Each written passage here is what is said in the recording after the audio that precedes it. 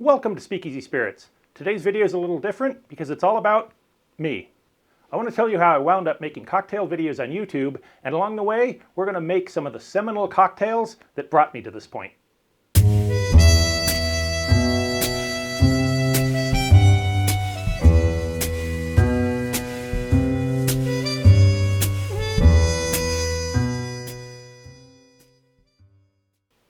The best place to start is the beginning. So let's go back to the early 1990s when I turned 21.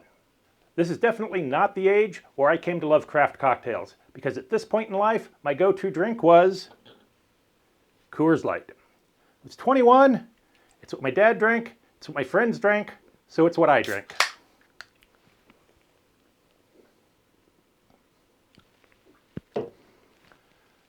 As a 21-year-old, I didn't know anything about beers or spirits, so I'd just crack open an ice cold Coors Light. It's probably been 25 years since I've had a Coors, and the taste, what there is of it, is exactly what I remember. It's watery, it's bubbly, it's cold, it's wet. Those are the tasty notes for Coors Light. It wasn't too much longer, when I was 22 or 23, that I started going to Cowboy bars. Coors Light fit into the Cowboy bar perfectly, but that's also where I met my two trusted advisors at the time, Jack and Jose. This bar was always hot inside, but they had a slushy machine filled with frozen Jose Cuervo margaritas. And I also started drinking Jack and Coke at the time. This was an age where sweet spirits were definitely my preferred one, like most people at college age. Now since then, my taste has become a little more refined. I have my own Jack and Coke recipe. I've done a video on my more refined Jack and Coke where I reduce some cola to a syrup and add it to whiskey to make a cola old-fashioned. But there's nothing wrong with doing it the old school way. Our next stop is the first true mixed drink that I would order regularly, and I'll make you one right now. This drink comes from a bar in my hometown of Orange, California. This drink's really simple. We're going to make it right in the glass. There was a bartender at this bar who wasn't much older than us at the time. She said she had an original drink for us to try, so of course we ordered it, and we kept ordering it. She said the name of her drink was Tie Me to the Bedpost and Make Me Bark Like a Dog. Now years later, looking at this recipe, I know that it's actually just a Long Island iced tea variant known as the Long Beach iced tea, which started at TGI Fridays in about 1980. Now maybe she came up with it on her own. Maybe she ripped it off and claimed it as her own. I don't know. But let's make one. We're going to start with half an ounce of light rum, half an ounce of gin,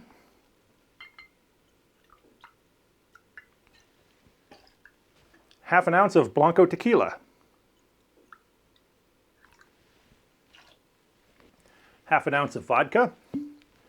Now you may notice I'm using some higher end spirits here. My advice to you, use the well liquor. Adding good spirits to this won't make it any better.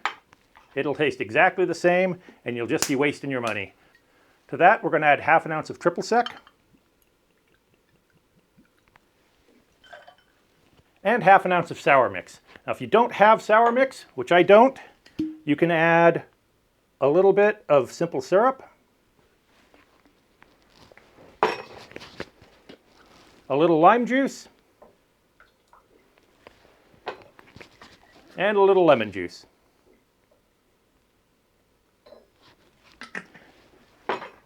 There you have a basic sour mix. If we were to add an ounce of Coke to this, it would be a Long Island iced tea. But we're going for a Long Beach iced tea, or as I knew it then, tie me to the bedpost and make me bark like a dog. We're going to add 2 ounces of cranberry juice. Now we'll just give that a quick stir to combine.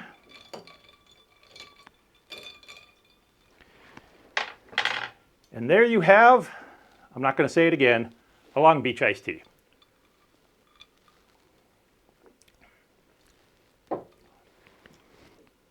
It's not bad. I prefer this over a Long Island iced tea. The tartness of the cranberry really balances it out better than the sweetness of the Coke would. This is still really a drink for college kids or people that want to get messed up as quick as possible. So let's jump ahead to some real cocktails. This is what I drank for years. I'd mix it up a little bit. I got into brown ales instead of Coors, then into some ciders. But it was this next drink that blew my mind and sent me into the world of craft cocktails. The last word. Before we get to the cocktail that brought me into the most expensive hobby I've ever had, I want to tell you about the sponsor of today's video. It's me.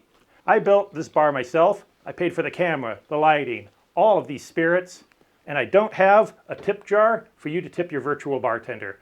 But you can tip me by liking and subscribing to this video. I have a goal. Before the end of the year, I want to get to 1,000 subscribers. Now, you may not know how YouTube works, but once I hit 1,000 subscribers, I can start getting a cut of the ad revenue that plays before, during, or after my video. I don't expect to make a ton of money off these videos. I'm not going to quit my day job anytime soon.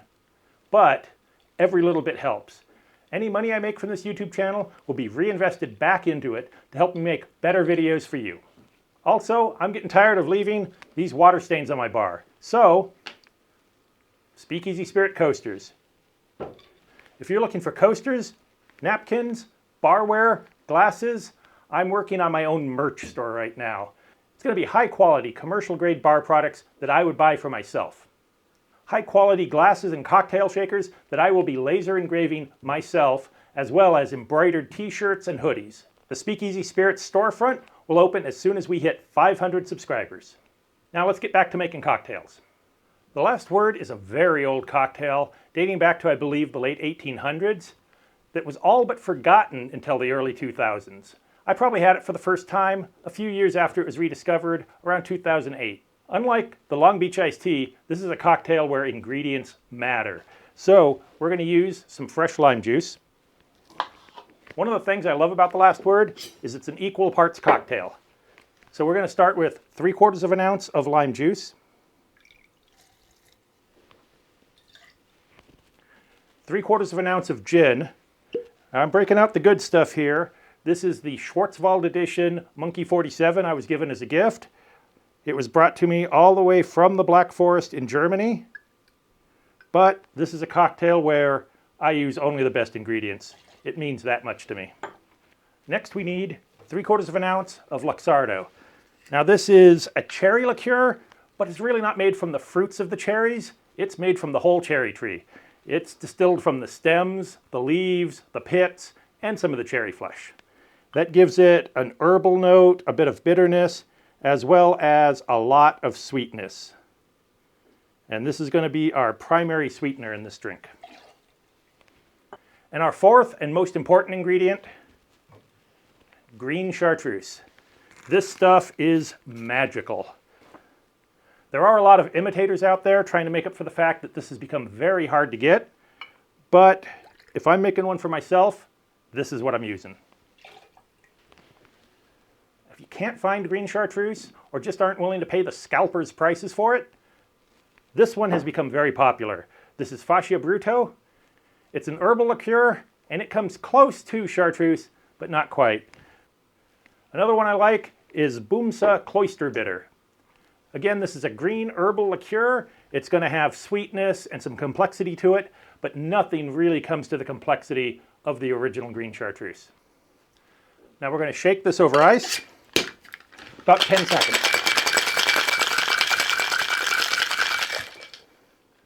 The traditional garnish for our last word is 1 Luxardo cherry in the bottom of the glass. Now we're going to strain this into our coupe or Nick and Nora glass.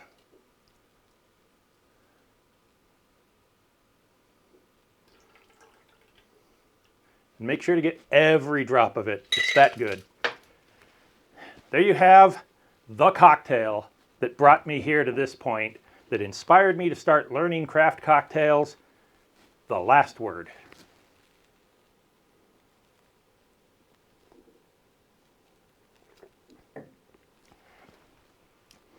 Oh, that's delicious. It's tart, it's sweet, It's herbal. It's got a little bit of bitterness to it from the Luxardo. If you get the opportunity to try a true last word using green chartreuse, do it. This is the cocktail that brought me here. This is what inspired me to start exploring spirits and flavors and recipes, to learn more about the history of cocktails, to study that late 1800s through the early 1900s classic cocktail era that so many great recipes came out of. It's just so good. There were, of course, many more drinks between these and the last word. There were those nights at the Renaissance Fair drinking straight out of a jug of Malibu, or doing shots of Baron-Jäger out of a flask. There was a period where I was trying to learn a lot about wines, visited a lot of wineries, but those will have to be stories for another day. If you like this video, be sure to like and subscribe. We'll see you next time.